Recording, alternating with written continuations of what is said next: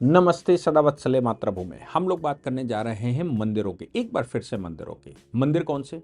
ये वो मंदिरों की हम लोग बात कर रहे हैं जो मद्रास या दक्षिण भारत के बहुत सारे राज्य जिनमें हिंदू रिलीजियस एंडोमेंट एक्ट बना हुआ है और उनकी आस्था हिंदुज्म में खत्म हो चुकी है। मैं मानता हूं कि जिसकी आस्था हिंदुज्म में होगी या फिर जो अपने आप को हिंदू कहता होगा वो ऐसे कृत्य नहीं कर सकता जैसे कि मद्रास में हो रहे हैं, जैसे कि तमिलनाडु में हो रहे हैं। जानते ही हैं कि तमिलनाडु में मुख्यमंत्री के बेटे ने क्या क्या शब्द इस्तेमाल किए। तो उसके बाद ऑनरेबल जस्टिस श्रीमती ने, जिनके खिलाफ मुकदमा किया गया था, जिन्होंने उनको आगाह किया था कि भाई ऐसे बातें करोगे तो उसकी डिफेमेशन की तरह उसको काउंट किया गया था, तब ऑनरेबल जस्टिस श्रीमती ने कहा था कि कमाल की बात है, जिसने सनातन को गाली दी, जिसने भेदभाव की बात की, जिसने तमाम तरह का ये स्वांग रचा कर रखा, जिसने सनातन को हिंदुओं को सबसे निकृष्ट बताने की कोशिश करी, उसके खिलाफ तो राज्य सरकार ने कोई कार्रवाई नहीं की। लेकिन जिसने प्रतिक्रिया दी और प्रतिक्रिया में कहा कि तुम ये 100 करोड़ हिंदुओं के खिलाफ बोल रहे हो, उसके खिलाफ मुकदमा करके और उसको कल्प्रेट बनाया जा रहा है। ये हमारे देश का सबसे बड़ा दुर्भाग्य है कि जिसने अपराध किया, जिसने भिड़ाने की कोशिश करी, जिसने रिलीजियस भावनाओं के आधार पर स्टेटमेंट दिया, उसके खिलाफ हमने कुछ नहीं किया। लेकिन हम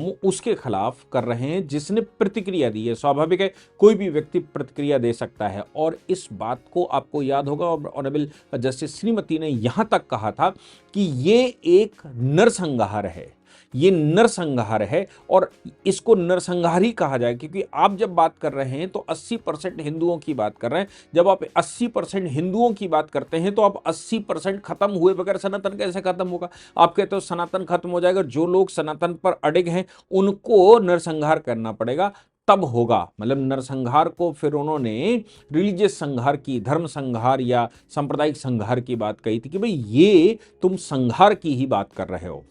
आपको याद होगा, ये थोड़े दिन पहले की बात है, मैंने उस पर पूरा एक लेक्चर रिकॉर्ड किया था। आज की तारीख में फिर से उसी तरह का केस आया और वो केस ये था कि राज्य सरकार ने एक योजना बनाई। उन्होंने अपने हाउस में मतलब कि उन्होंने अपने यहां इसको प्रोजेक्ट किया, आइकॉनिक प्रोजेक्ट्स।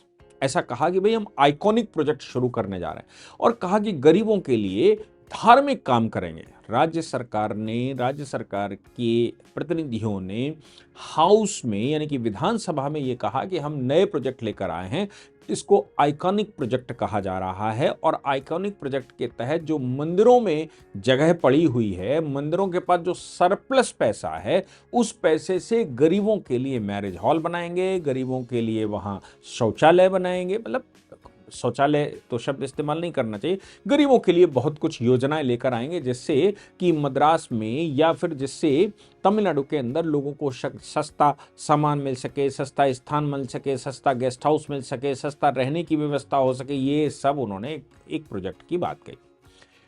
अब इसके लिए एक मंदिर के पास 96 करोड़ रुपए का धन था, उसका 60 करोड़ रुपए रह गया 2021 के बाद 2026-25 तक, 24 तक। अब 30 करोड़ रुपया, जबकि धन तो मंदिर में बढ़ना चाहिए क्योंकि मंदिरों में तो चढ़ावा चढ़ता है लगातार, या बढ़ना चाहिए या फिर मंदिरों में कोई ऐसा काम होना चाहिए। तो क्लेमेंट ने ऑनरेबल कोर्ट में AVB Prabhu and others versus state of Tamil Nadu ये मुकदमा फाइल किया। इन्होंने कहा कि ये जो मंदिर का मामला है जिसमें परंपराओं या आगम्स की बात कर रहे हैं, आगम पे तो कहीं कोई खर्चा नहीं हुआ, मंदिर में सुविधा के नाम पर भी कोई खर्चा नहीं हुआ, मंदिर के डेकोरेशन पर भी कोई खर्चा नहीं हुआ, मंदिर के रखरखाव पर भी विशेष खर्चा नहीं हुआ।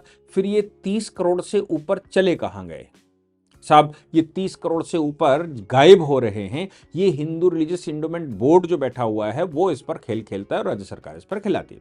फिर उन्होंने आइकॉनिक प्रोजेक्ट को लेकर हाईकोर्ट के सामने रखा कि भाई ये आइकॉनिक प्रोजेक्ट, राज्य सरकार ने उस पर अपनी दलील दी और राज्य सरकार ने कहा कि साहब गरीबों के लिए अगर हम वहाँ गेस्ट हाउस बनाना चाहते हैं, गरीबों के लिए अगर हम वहाँ अस्पताल बनाना चाहते हैं, गरीबों के लिए अगर हम विद्यालय बनाना चाहते हैं, गरीबों के लिए हम वहाँ मैरिज हॉल बनाना चाहते हैं, वो मंदिर के पैसे का होगा क्या? मंदिर का पैसा गरीबों के लिए इस्तेमाल हो? राज्य सरकार का यह तर्क था और इसलिए हमने राज्य ये जो धार्मिक कृत्य है, क्योंकि क्योंकि हिंदू धर्म का भी यही कृत्य है कि लोगों को पढ़ाओ, लोगों को लिखाओ, लोगों का इलाज करवाओ, उनको जीवन शैली दो, पता नहीं क्या क्या। हाई कोर्ट ने इनकी सारी दलीलें दोनों पार्टियों को सुन तो ली, और दलीलें सुनने के बाद उन्होंने अभी रख लिया था, लेकिन आज उन्होंने प्रोनाउंस कर दिया, मतलब अभी एक दिन पहले उन्होंने प्रोनाउंस कर दिया, यानी कि उसको जजमेंट अपलोड कर दिया। जजमेंट में उन्होंने जो कहा, पहला बात, मंदिर सरकारी संपत्ति नहीं है। स्पष्ट किया कि मंदिर के फंड सार्वजनिक फंड नहीं है, सार्वजनिक धन नहीं है, ये भक्तों द्वारा विशेष रूप से देवता के लिए दिए गए हैं। सरकार केवल एक प्रबंधक है, मालिक नहीं। ये जजमेंट में लिखा। अच्छा, इसके अलावा उन्होंने जो ट्रस्टियों की भूमिका के विषय में लिखा, हाई कोर्ट ने कहा कि मंदिर में कोई स्थायी ट्रस्टी नियुक्त नहीं थे। सरकार के फिट पर्सन, एक सरकारी अधिकारी जिसको एफपी या ईओ कहते हैं, ने ही फंड को मंजूरी दे दी। कोर्ट ने कहा कि फिट पर्सन के पास मंदिर की जमा पूंजी खर्च करने का अधिकार नहीं है। आप जो एग्जीक्यूटिव ऑफिसर बिठा रहे हो या जो फिट पर्सन बिठा रहे हो, जो तुम राज्य सरकार जिसकी नियुक्ति कर रही है, उसके पास मंदिर में गड़बड़ क्या है उसको निगरानी की शक्ति तो हो सकती है, लेकिन मंदिर के फंड को डिस्पोज करने का, उसके फिक्स डिपॉजिट खोलने का अधिकार नहीं। चूंकि राज्य सरकार ने आदेश दिया था कि मंदिर के पास जो फिक्स डिपॉजिट है, जो उसके एफडी हैं, वो एफडी तोड़कर पैसा निकाला जाए और वो पैसा निकालकर सार्वजनिक इस्तेमाल किया जाए। इस पर बहुत सारी प्रतिक्रियात्मक खामियों की बात कही। अदालत ने नोट किया कि सरकार ने पहले विधानसभा में घोषणा की और फिर फंड को मंजूरी दी, जबकि नियम यह है कि प्रस्ताव मंदिर के अंदर से आना चाहिए और सरकार को केवल उसे मंजूरी या निगरानी देनी चाहिए। मतलब मंदिर कह रहा है कि हम ये करेंगे, तो सरकार जिस लिए बैठी थी, हिंदू रिलीजियस एंडोमेंट एक्ट जिस लिए बनाया गया था, एंडोमेंट ऑफिसर जिसके लिए बनाया गया था, या एंडोमेंट कमिश्नर जिसके लिए बनाया गया था, वो सिर्फ इसलिए कि सवाल ये थे कि मंदिर में जो लोग हैं वो सार्वजनिक संपत्ति मतलब मंदिर में जो चढ़ावा चढ़ता है उसका दुरुपयोग करते हैं, चाहे वो पंडा हो, चाहे वो पुजारी हो, चाहे वो मैनेजमेंट हो, चाहे वो ट्रस्टीज हो। बोले साहब ये सब खाते पीते हैं, मंदिर का बुरा हाल है, पैसे बहुत हैं मंदिर के पास, चढ़ावा बहुत आता जाता का। तब हिंदू रिलीजियस एंडोमेंट एक्ट बनाकर, चैरिटेबल एक्ट बनाकर ये कहा गया था कि भाई इसकी निगरानी करने का काम सरकारी एजेंसी करेगी ताकि इसका मिसयूज ना हो। सरकारी एजेंसी ने क्या किया कि जो ट्रस्टी थे, ट्रस्टियों के ट्रस्टें भंग कर दी और भंग करके ईओ बैठा दिया, एक एग्जीक्यूटिव ऑफिसर उस पर बैठा दिया, फिट पर्सन वहां बैठा दिया और कहा कि भाई ये सब गड़बड़ है। अब गड़बड़ क्या है, आपको यहाँ झाड़ू नहीं लगती, यहाँ पोछा नहीं लगता, यहाँ सफाई नहीं होती, यहाँ पर जो प्रसाद चढ़ता है वो थोड़ा कम चढ़ता है, यहाँ फूल ज़्यादा आते हैं, फूल फेंक जाते हैं, कुछ भी आप अगर उसको हटाना चाहें तो कुछ भी एलिगेशन लगा दिए और कह दी कि भाई हम इसको हटाना चाहते हैं क्योंकि ये ठीक नहीं कर रहा, और अब सरकारी आदमी उसको प्रबंधन करेगा, हम एक पीसीएस अधिकारी वहां अपॉइंट कर देते हैं। तो फिर आपने अपॉइंट कर दिए और यही कहते कराते तमाम तरह के सवाल खड़े करके अपॉइंट कर दिए। अब उन्होंने क्या किया, फंड निकालने शुरू कर दिए राज्य सरकार के लिए। राज्य सरकार ने योजना बनाई, उन्होंने फंड निकाले, इस्तेमाल किए। ये तमिलनाडु और केरल में खूब चल रहा है। ऐसी परिस्थिति में ऑनरेबल हाई कोर्ट ने कहा कि भाई देखो, इसको समझ लीजिए कि ये जो आपका फिट पर्सन है, इसको पैसा निकालने का अधिकार नहीं। मंदिर तरीका यह है कि मंदिर की जो ट्रस्ट है, मंदिर की जो कमेटी है, वो कमेटी आपको बताएगी कि भाई हम ये करने जा रहे हैं, आप अब उसमें सुझाव दो कि वो सही कर रहे हैं, गलत कर रहे हैं, अच्छा कर रहे हैं, खराब कर रहे हैं, होना चाहिए नहीं होना चाहिए, जो भी करना है वो आपने करना है। वो आपको मंजूरी देनी है, आपको उसकी देख रेख करनी है, आपको दिमाग लगाना है कि वाकई में कुछ गलत तो नहीं हो रहा। लेकिन ये तरीका नहीं है कि आप उनको ही भंग कर दें और पैसा निकाल लें, इसलिए ये तो ठीक नहीं। अनावश्यक निर्माण, कोर्ट ने टिप्पणी की कि मंदिरों को पर्यटक स्थल बनाने की होड़ में उनकी प्राचीनता, धार्मिक पवित्रता को नष्ट नहीं किया जाना चाहिए। कि आप जबरदस्ती कह रहे हो हम डेकोरेशन करवा रहे हैं, जबरदस्ती कह रहे हो कि हम चारों ओर ये फुलझड़ियां लगवा रहे हैं, नहीं भैया, मंदिर का पैसा निकालकर आप कुछ मत करिए, उनकी प्राचीनता, भव्यता को बरकरार रखिए और उनका जो बनाने का उद्देश्य था उस उद्देश्य को बरकरार रखिए।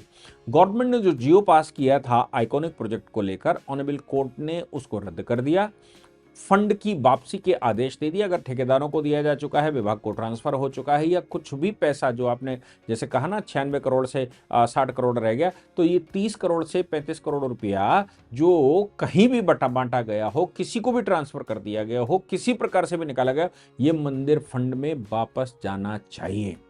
साथ में हाईकोर्ट ने कहा कि विभाग को निर्देश देते हैं हम कि तुरंत मंदिर में गैर वंशानुगत ट्रस्टियों की नियुक्ति की प्रक्रिया पूरी करिए।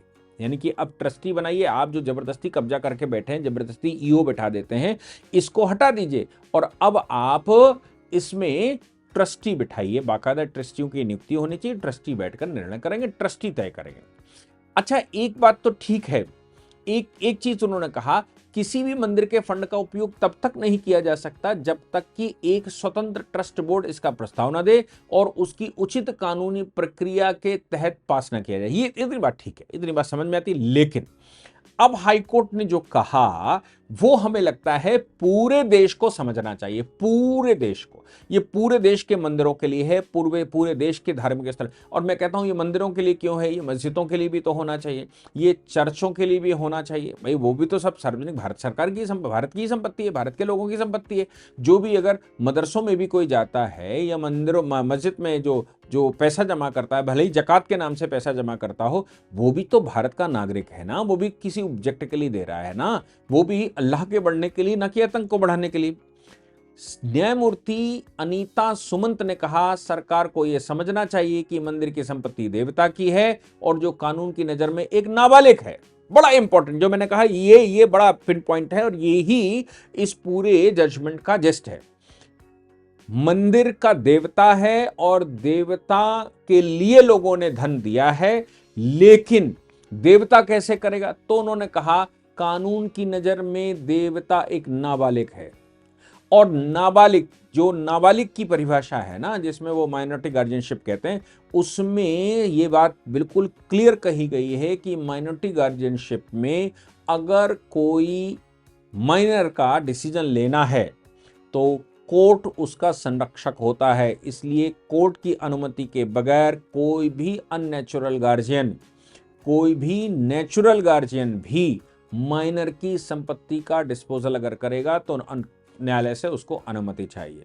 कोर्ट ने उस नाबालिग का रक्षक है ऐसा घोषणा की। सरकार मंदिर के पैसे को अपनी राजनीतिक घोषणाओं को पूरा करने के लिए जागीर की तरह इस्तेमाल नहीं कर सकती।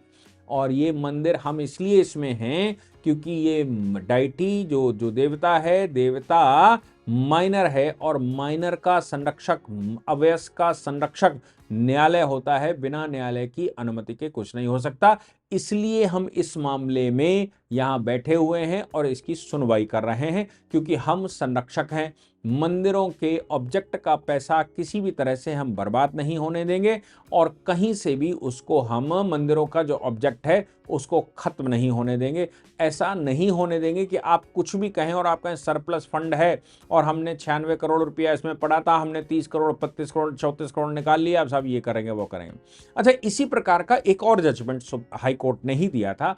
उसमें ऑनरेबल जस्टिस एस.एम. सुब्रमण्यम और honourable justice G. Arul Murugan में भी इसी तरह तर्क को दोहराया गया था। मंदिर के पैसे से शादी के हॉल बनाना और उन्हें किराए पर देना एक व्यावसायिक गतिविधि है। हाईकोर्ट ने कहा यह व्यावसायिक गतिविधि है कि आप उसको किराए पर देंगे, भले ही आप 2 रुपए ले रहे हो, लेकिन आप किराए पर तो देंगे, तो सस्ता ही देंगे लेकिन किराए पर देंगे और धार्मिक उद्देश्य की श्रेणी में नहीं आता। धार्मिक उद्देश्य की श्रेणी के लिए ही आपको काम करना। वहां आप ये कहते हैं कि भाई मंदिर में जो लोग आते हैं उनके लिए हम धर्मशाला बनाना चाहते हैं, समझ में आता है।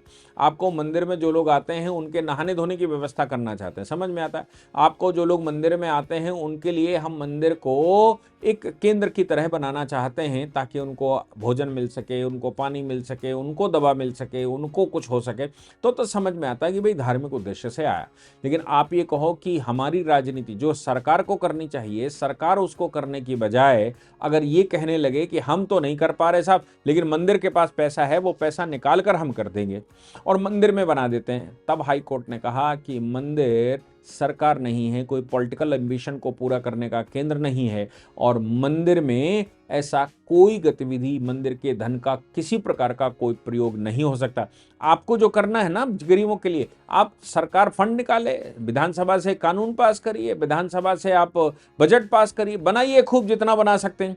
लेकिन आप ये कहेंगे मंदिर की जमीन ले लेंगे, आप ये कहेंगे कि मंदिर का धन हम ले लेंगे, आप ये कहेंगे कि मंदिर का मैनेजमेंट हम कब्जा कर लेंगे, तब हाई कोर्ट ने कहा मंदिर माइनर है और माइनर मंदिर में हम उसके संरक्षक हैं, हम ऐसा नहीं होने देंगे जैसा तुम चाहते हो। इसलिए मंदिर के ऑब्जेक्ट के लिए बताओ कि मंदिर के लिए आप क्या सोचते हैं। अगर वैसा कुछ होता है तो निश्चित तौर से हम उस पर संस्तुति देंगे। मुझे लगता है कि एक अच्छा वेल जजमेंट, ये दो जजमेंट इकट्ठे आए, बहुत डिफाइंड जजमेंट है जो कि तमिलनाडु के अंदर सरकार की किसी प्रकार की गतिविधि को रोकते हैं। जय हिंद, जय भारत, वंदे मातरम। इस पूरी ऑर्गेनाइजेशन को चलाने के लिए आप नीचे डिस्क्रिप्शन से हमारे ऐप को डाउनलोड कर सकते हैं, जिससे कि लॉ स्टूडेंट्स को, लॉयर्स को और आम आदमी जो लॉ जानना चाहता है वो पेड क्लासेस का लाभ ले सकता है।